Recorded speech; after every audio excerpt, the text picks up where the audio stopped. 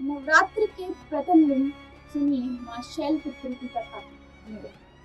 नमस्कार, मैं हूँ सिमरन और आप देख रहे हैं नेक्स्ट 9 स्पीच। नवरात्र की शुरुआत आज से हो गई है और आज है माँ शैलपुत्री का दिन। चलिए ऐसे में आपको माँ शैलपुत्री की कथा सुनाते हैं।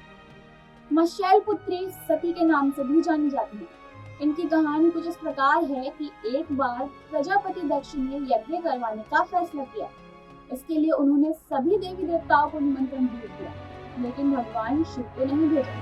देवी सती भली भांति जानती थी कि उनके पास निमंत्रण आएगा, लेकिन ऐसा नहीं हुआ। वो उस यज्ञ में जाने के लिए बेचैन थी, लेकिन भगवान शिव ने उन्हें मना कर दिया। उन्होंने कहा कि यज्ञ में जाने के लिए उनके पास कोई भी निमंत्रण नहीं आया और इसलिए वहां जाना उचित नहीं है। सती माता नहीं मानी और बार बार यज्ञ में जाने का आग्रह करती रही।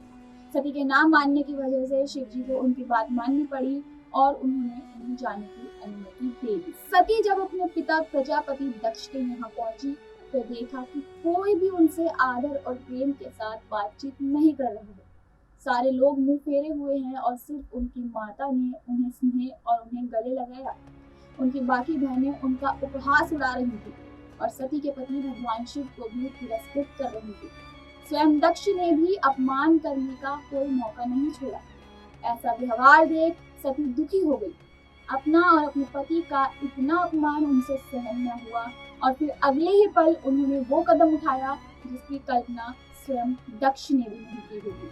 सती ने उसी यज्ञ की अग्नि में खुद को स्वाहा कर अपने प्राण त्याग दिए।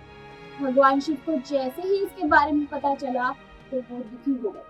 दुख और गुस्से की ज्वाला में जलते हुए शिव ने उस यज्ञ को ध्वस्त कर दिया।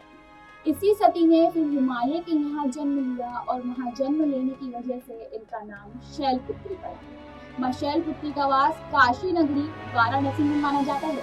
यहाँ शैलपुत्री का एक बेहद प्राचीन मंदिर भी है, जिसके बारे में मान्यता है कि यहाँ माँ शैलपुत्री के सिर्फ दर्शन करने से ही भक्त जनों की मुरादें पूरी हो जाती है। कहा तो यह भी जाता है कि नवरात्र के पहले दिन यानी प्रतिपदा को जो भी भक्त माँ शैलपुत्री के दर्शन करता है उसके सारे वैवाहिक जीवन के कष्ट भी दूर हो जाते हैं। जी हाँ, चूंकि माँ शैलपुत्री का वाहन वृषभ है, इसीलिए इन्हें वृषारूढ़ा भी कहा जाता है। इनके बाएं हाथ में कमल और दाएं हाथ में त्रिशूल देखने को मिलता है। इसी के साथ ये थी माता शैलपुत्री की कथा। हम कल आपसे फिर मिलेंगे माँ दुर्गा के दूसरे रूप यानी माँ ब्रह्मचारिणी की कथा के साथ। तब तक के लिए आप देखना ना भूलें नेक्स्ट 9 स्पीच। धन्यवाद। जय माता दी।